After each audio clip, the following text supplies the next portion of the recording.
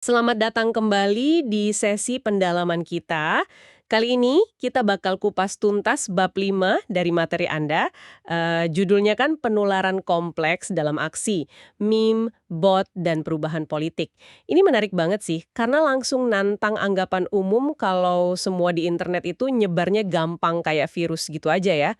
Anda mungkin pernah mikir juga, kenapa ya ada tagar atau tantangan gitu yang bisa meledak viral banget, tapi yang lain kok kayaknya anyep aja. Atau gimana sih ceritanya gerakan sosial bisa tiba-tiba wush gede gitu di online. Nah, sumber ini bilang prosesnya itu lebih kompleks dari sekedar kontak sederhana. Ada lapisannya lagi, mari kita bedah yuk. Betul sekali. Yang jadi poin kunci di bab ini itu konsep penularan kompleks atau complex contagion. Ini beda nih sama penularan sederhana. Ya kayak virus flu atau info ringan yang mungkin sekali lihat langsung ya udah nyebar. Oh oke, jadi beda ya? Iya beda. Nah, kalau ide atau perilaku yang katakanlah lebih berisiko atau butuh effort lebih atau mungkin agak nabrak norma sosial, misalnya nih, dukung gerakan sosial yang kontroversial, atau ya sekedar adopsi meme baru yang agak aneh. Itu kita cenderung butuh dorongan atau penguatan dari beberapa orang di jaringan sosial kita. Jadi nggak cukup cuma sekali lihat gitu ya, harus lihat beberapa teman atau kenalan kita udah ngelakuin dulu gitu. Semacam perlu validasi sosial. Tepat, persis. Ini bukan cuma soal terpapar informasinya aja, tapi lebih ke soal norma kelompok dan penguatan berulang dari orang-orang yang kita percaya di jaringan kita. Kayaknya semakin suatu ide itu terasa berat atau beda, semakin kita perlu lihat bukti sosial kalau orang lain di sekitar kita juga udah nerima itu. Oke, masuk akal banget. Di bab ini kan dikasih contoh juga ya, kayak tagar kesetaraan pernikahan di Facebook itu. Atau yang lebih dikenal mungkin hashtag Black Lives Matter. Nah, hashtag Black Lives Matter ini kan awalnya nggak langsung booming gitu aja kan? Betul. Tapi setelah ada peristiwa Ferguson, wah itu langsung melonjak drastis penggunaannya. Sumber ini jelasin kalau itu bukan sekedar viral biasa. Iya, bener. Analisis di sumber ini nunjukin kalau lonjakan hashtag Black Lives Matter itu didorong oleh penguatan dari berbagai lingkaran sosial yang berbeda, tapi mulai nyambung. Jadi bukan cuma gara-gara satu dua influencer gede aja. Justru, katanya aktivitas yang terkoordinasi di pinggiran jaringan, kelompok-kelompok kecil yang mungkin tadinya kepisah, itu yang berperan besar. Nah, disinilah pentingnya istilah jembatan lebar atau wide bridges. Jembatan lebar, itu maksudnya gimana tuh? Apa bedanya sama sekedar ya punya banyak koneksi aja? Jembatan lebar itu merujuk ke situasi di mana ada beberapa koneksi antara dua kelompok yang berbeda. Jadi bukan cuma satu orang kenal satu orang di kelompok lain. Tapi ada beberapa orang dari kelompok A yang juga kenal beberapa orang di kelompok B. Oh, jadi kayak jaringannya lebih tebel gitu ya antar kelompok. Bisa dibilang gitu. Nah, koneksi ganda ini bikin informasi atau perilaku baru jadi lebih gampang dipercaya dan diadopsi antar kelompok. Kenapa? Karena ada penguatan dari berbagai jalur, gitu. Ini yang katanya bantu menyatukan percakapan dan bangun legitimasi buat gerakan kayak hashtag Black Lives Matter. Menciptakan semacam infrastruktur penularan lah istilahnya. Infrastruktur penularan, wah istilah baru lagi nih. Jadi kayak semacam fondasi sosial di dunia maya yang bikin idenya jadi kuat dan terus nyebar ya. Oke. Tapi gimana dengan yang lebih ringan? Kayak Ice Bucket Challenge itu. Rasanya kan itu cuma tren seru-seruan aja ya. Tapi kok sumber ini masukin itu juga ke penularan kompleks? Agak kaget sih saya bacanya. Iya, emang sekilas kayaknya cuma tren viral biasa aja ya. Tapi, ternyata analisis polanya mirip.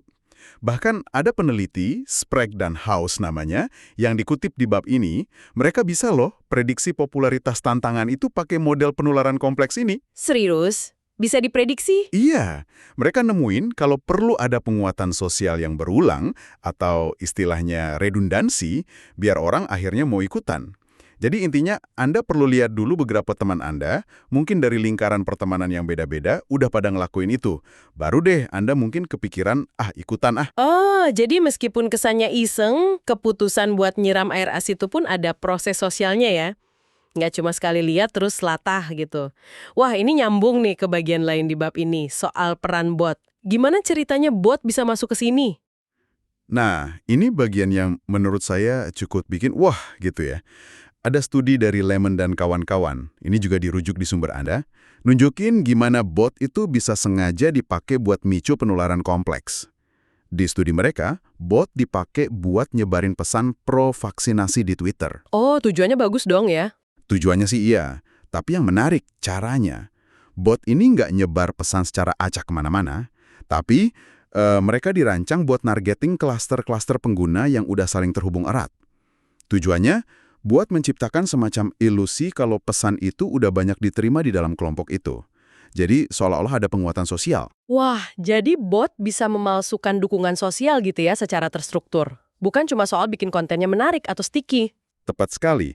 Studi itu seolah buktiin kalau struktur jaringan sama pola penguatan itu ternyata jauh lebih penting buat nyebarin ide kompleks daripada sekedar bikin pesannya viral atau nempel di kepala. Bot-bot itu berhasil karena mereka meniru cara kerja penularan kompleks. Mereka meyakinkan klaster kalau ide itu udah jadi norma di kelompok mereka. Gila sih ini. Bener-bener mengubah cara kita lihat penyebaran informasi online ya. Jadi kalau ditarik benang merahnya nih, dari semua contoh tadi, mau itu gerakan sosial serius, meme viral, bahkan sampai pesan yang disebar bot, kunci suksesnya itu seringkali bukan cuma soal seberapa luas jangkauannya atau siapa influencernya. Bukan itu intinya ya? Iya kan? Tapi lebih ke gimana ide itu diterima dan yang penting diperkuat berulang kali dalam kelompok-kelompok yang nyambung. Terutama buat hal-hal yang dianggap baru, berisiko, atau ya menantang kebiasaan gitu ya. Anda rangkum dengan pas sekali. Keberhasilan penyebaran gagasan kompleks secara online itu sangat-sangat bergantung pada arsitektur sosial di dalam jaringan itu sendiri. Arsitektur yang memungkinkan terjadinya penguatan berulang dan validasi sosial tadi. Jadi apa nih artinya buat Anda yang lagi mendalami materi ini? Ya ini nunjukin kalau pengaruh online itu lebih dalam dan berlapis ya, daripada sekedar ngitungin jumlah follower atau likes. Ini soal gimana sebuah gagasan bisa beresonansi dan dikuatkan di dalam komunitas-komunitas yang saling terhubung. Dan ini tentu aja ya memunculkan satu pertanyaan penting nih buat kita renungkan bareng-bareng. Kalau penyebaran gagasan kompleks ini ternyata bisa diprediksi dan bahkan kayak di studi bot tadi bisa direkayasa dengan paham struktur jaringan, gimana caranya kita bisa manfaatin ini secara etis buat tujuan yang positif? Misalnya kampanye kesehatan masyarakat atau gerakan sosial yang baik.